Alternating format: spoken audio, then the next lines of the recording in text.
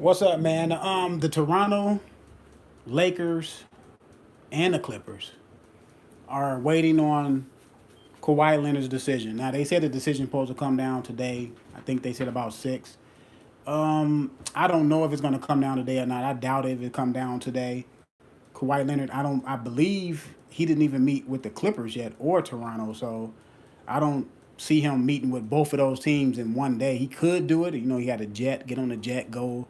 You know what I'm saying? He's already in Los Angeles. I think he's already in Los Angeles. Maybe he could meet with the Lakers, then the Clippers, then fly and meet with Toronto on the same day. But that's just too much. So I don't think the decision is going to come down today. But where he's going to go, my hunch feeling is, I think he's going to go back to Toronto.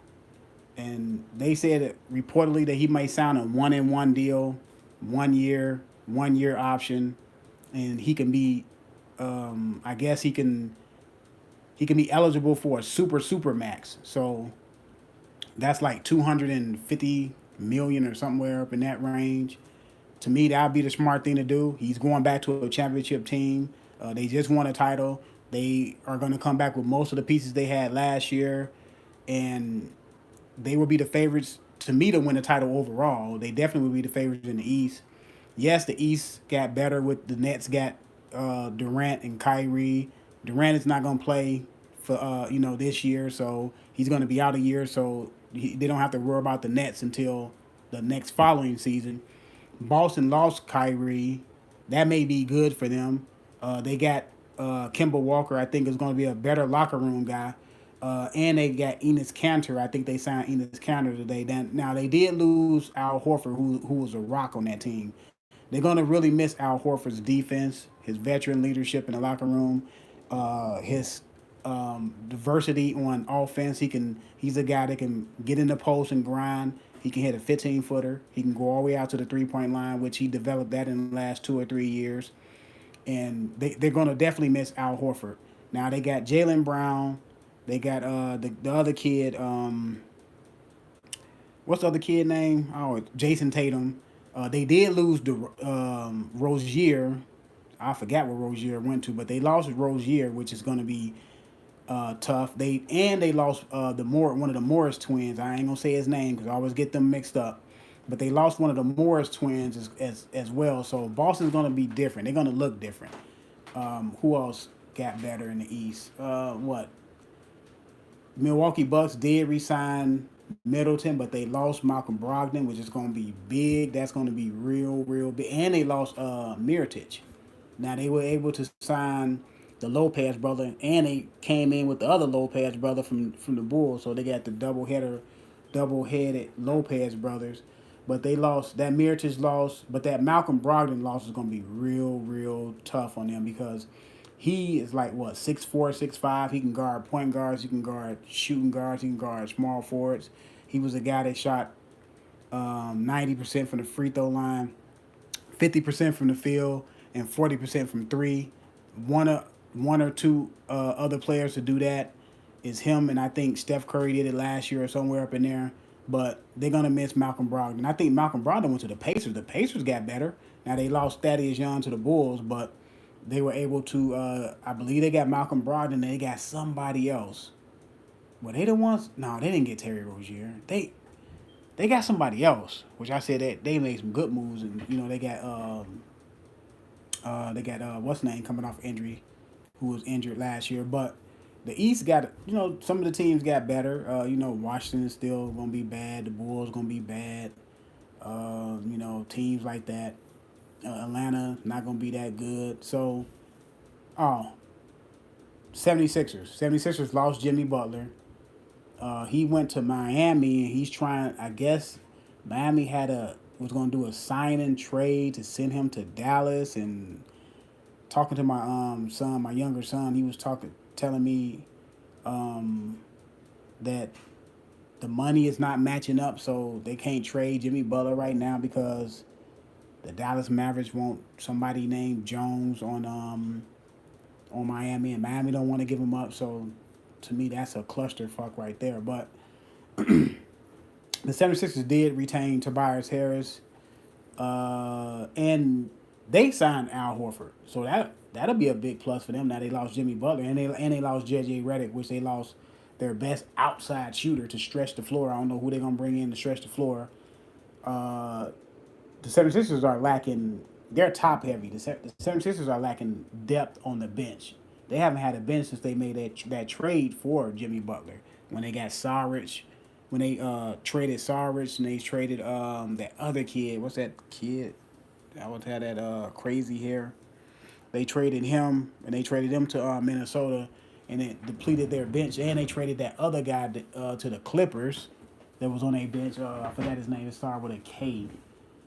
Kermit, whatever his name is. He was a pretty good 3-point shooter. They lost him. Now they lost JJ Redick. So they got to refine. They got to retune their bench. So I don't know how they're gonna look until they retune their bench. Now, they do got Ben Simmons, who that man need to look. If he's not gonna come back with a consistent jump shot, what he needs to do is get his butt in the post. Ben Simmons should be posting up 30% of the time, at least 30% of the time, because Joel Embiid is so versatile. Joel Embiid. Now people say, well, he gonna clog up the lane because that's what Joel Embiid gonna be at. But Joel Embiid can go out to the 3-point line in. Joel Embiid can score from the 3-point line in. He can score from the post out. So the times when Ben Simmons is in the post, you can have Joel Embiid on the elbow, 15 feet. You know what I'm saying? So they don't have to be in the post at the same time, working in the same area. But if that man is not going to he need to develop some type of jump shot. But if he's not going to come back next year with a consistent jump shot, which I highly doubt it, he need to get in the post. It's going to do two things. It's going to help diversify their offense. He will be able to pass at the post because you have to double on him because anybody that's going to guard is going to guard Ben Simmons down low is going to be a point guard, or they can put a shooting guard on him. He's still going to be taller than him because he's like 6'10", 6'11". They said he's still growing.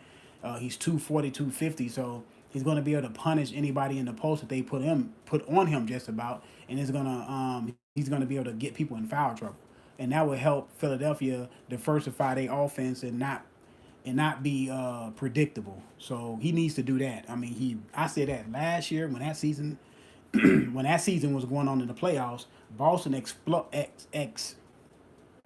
they were able to show people that you can have a game plan for Ben Simmons. All you gotta do is wall him off, not let him get to the basket, because he can't shoot.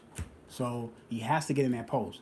But yeah. So the 76ers, they will be a threat to Toronto. The Pacers will be a semi threat. Miami Heat, they still trying to get things together. They still not.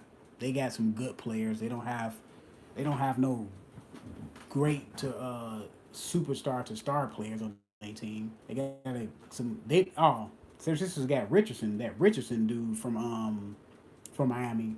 I think he's like 6'5", 6'6", pretty good shooter, and he was known for playing defense. So they were able to replace Jimmy Butler somewhat. I guess I think Richardson, he averaged like 16 points a game. He was hurt for some last year, so you know he didn't play a full season. So playing with Philadelphia, he'll even get more looks because he's playing with better players like Ben Simmons, who like to get people the ball in transition. That will help them in transition. He's younger than Jimmy Butler. He can be a Jimmy Butler type player. He's a Jimmy Butler type player. That's what he is. Jimmy Butler just has more experience right now than him in big time games, making big time shots. So maybe Jason Richardson can grow into that. So yeah, the 76ers can be a threat to Toronto.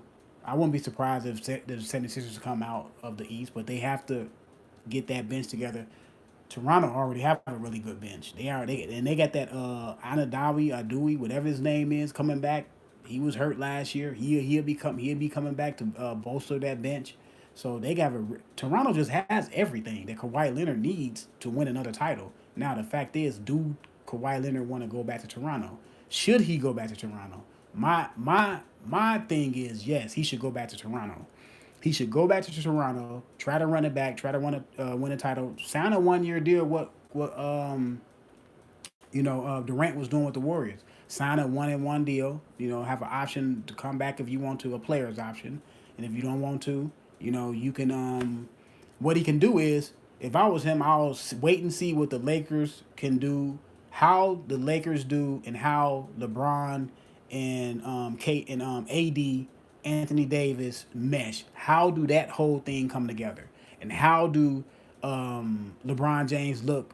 You know, after missing some games last year with that, they say some people say it's a sports hernia or whatever it was, and see how he looks in year 17. If he looks vibrant, if he's all in with the team, and they win some games, they win like 50 games, 50 maybe, 50 52 games, and they go get deep into the playoffs, and see how that chemistry is, and then after he probably possibly win another title with Toronto, then maybe he can go join the Lakers. You know what I'm saying?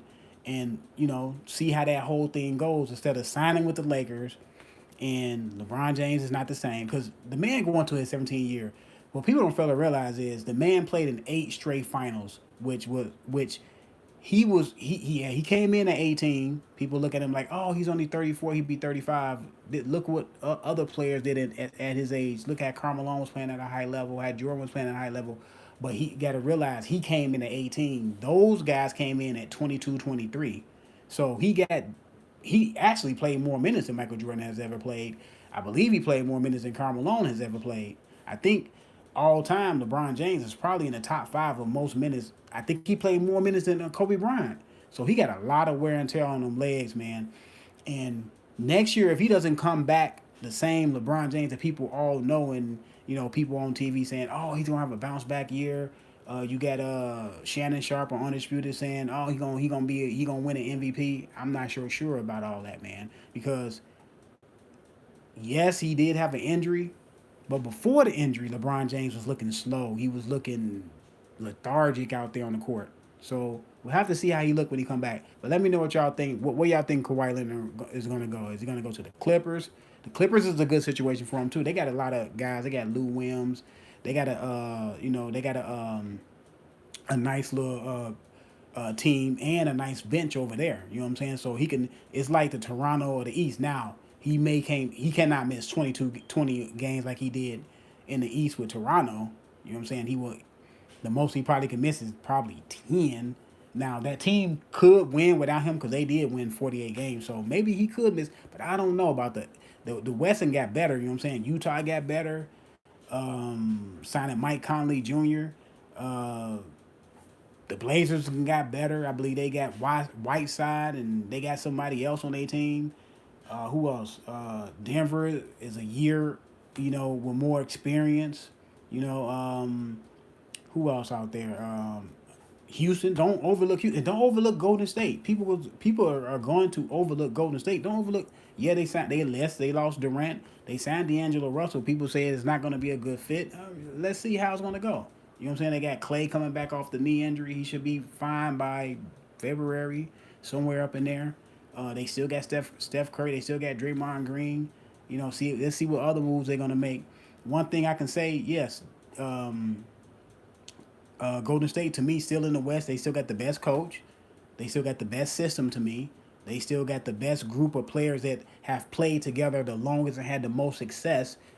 Yeah, people jumping on the Lakers bandwagon because they got LeBron James and AD, and they can possibly get Kawhi, but those guys haven't played together yet. It's about chemistry. This is not fantasy basketball where you can put players together and think they're gonna mesh.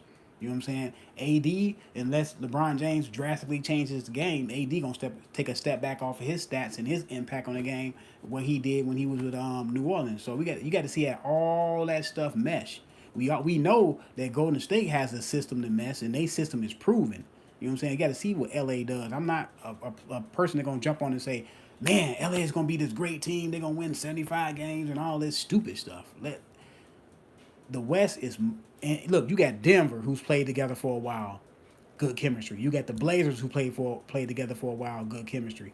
You got Houston Rockets who played together for a while. Yes, Chris Paul and James Harden is bickering, but they have played together for a couple years. You have the Golden State Warriors, of course, who's been to the Western Conference Finals the last 5 years and won and been to the NBA Finals 3-4 years in a row and won 3 titles.